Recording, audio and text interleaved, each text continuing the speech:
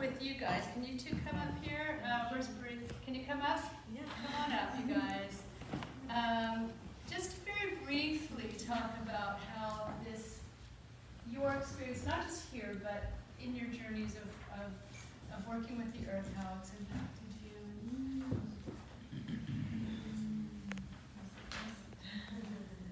I'll start. All right. Well, hi. Hi. My farming story kind of starts my whole life. I've always been really interested in plants and farming, and I majored in environmental science in college.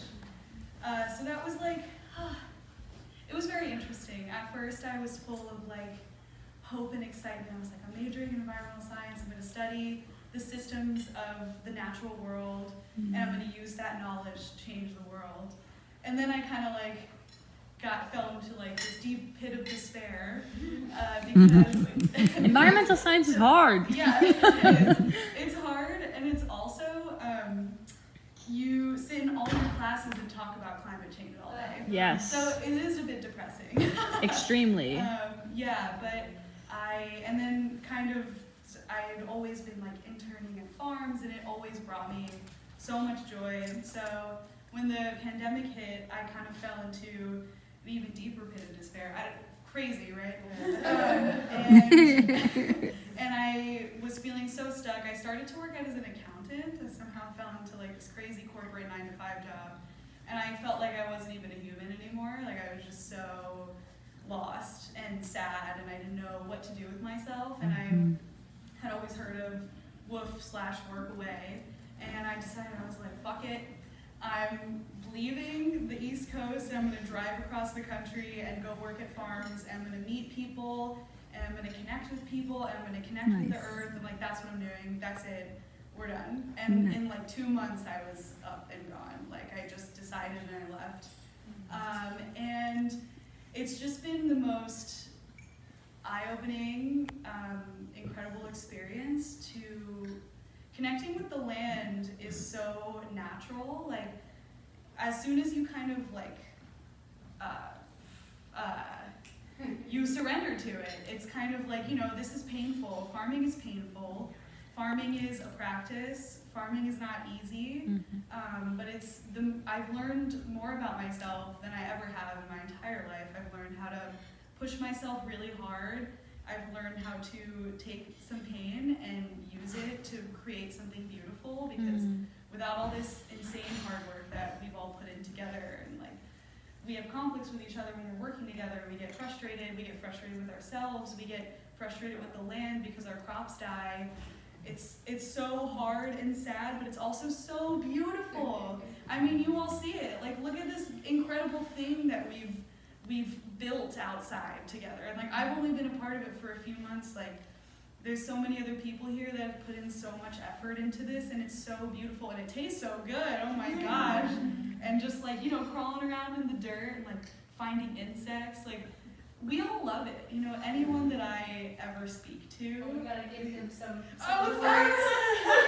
Some of the words Everyone, I love farming. And it is really special and life-changing, and yeah. Yay, Bree. Sorry, if you don't stop, Yay, I'll just talk about it. You all know me by now. Let's say that. Yeah, anyway. Yeah, so I'm Amy. Let's see. I really had like no familiarity experience with farming at all, or like the source of food. I didn't spend that much time outside as a kid. I like did not have a very like tangible connection to nature. I lived right next to like an arboretum and was like, oh, like trees are here, yeah, okay, whatever.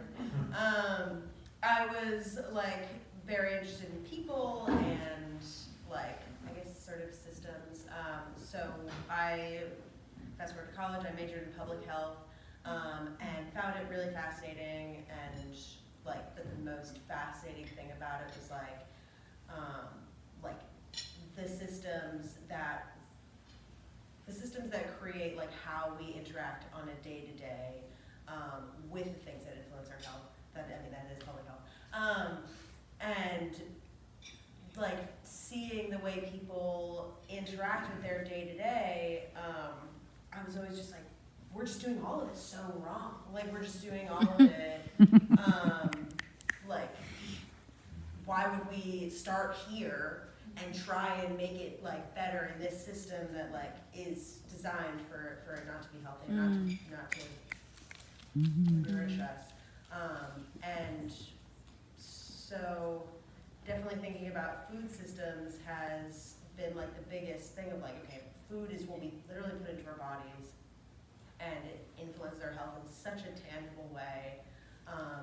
And community, like our social condition, like where we find ourselves socially, influences our, like, not only our emotional health and social health, but like our access to resources and the things that help us in all aspects to be a healthier person.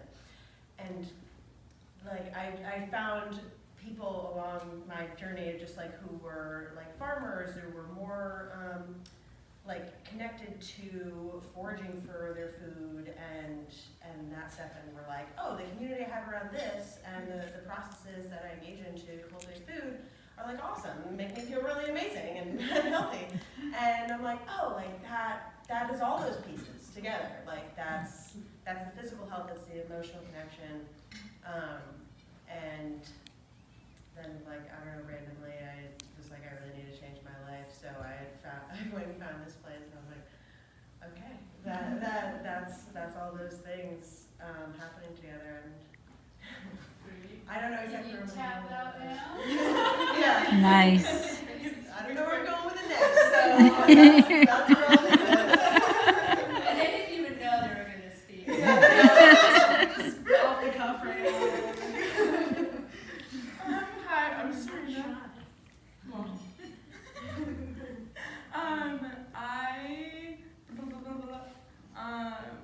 I grew up like gardening just like in my backyard, like as a kid with my mom. So like we grew vegetables and we ate them, and that was life. So like that just like felt very normal. And then I left to go to college, and I just like didn't even think of it. And not having that was like such a weird. I just like didn't even realize. It was the same thing with like having the river and everything. Just like you don't realize what you have until you don't have it. And there's so many people who don't even have that to start with. And so after I also studied public health, and I worked on a farm in college, but it was more on like the connection with homelessness in the area, because we lived in a food desert. And so like we would harvest and then clean it and cook everything and deliver the food. And like every so often we would get like to have like a meal with them, but like not very often. So then last year I did like a service year in Phoenix, and lived in a home with women who are pregnant and parenting, and facing homelessness. And at one point we had like a bunch of garden boxes in the back, but everybody told me like, you can't grow anything in Phoenix, don't even try. And I like thought about it the whole time, and like somewhere a couple months in, I was like, you know what, let's just try it, because I got someone to donate like a ton of plants and veggies. And so we started it, and the moms like loved it. Like I have never seen so much joy over like I just like wouldn't have expected it. And so they like kept asking for more plants, and like we're so good with upkeeping it. They definitely died, but because they were right, nothing really goes in Phoenix. But seeing that, like seeing them have the purpose in just like that small thing was so beautiful. But I was also missing the hands in dirt, like more so. And so from there I drove up here, and have just found like the settling in myself, because I do want to go into birth work, but like we need both. It can't be one or the other. I have definitely learned, and like finding the balance of the community, which we've all talked about, is like vital to our existence. Like as much as our relationship with ourselves, like we need to be with people, and with dirt.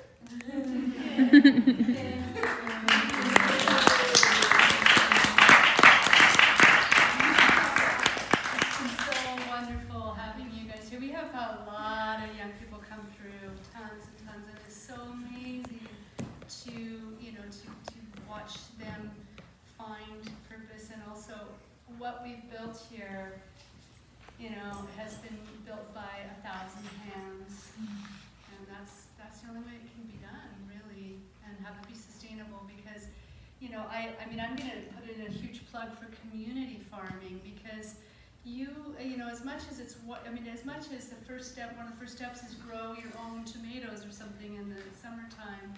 If you can be part of a community farming project, it just fills so many of the empty spaces in us. Like imagine that we're just like a garden just waiting to be planted.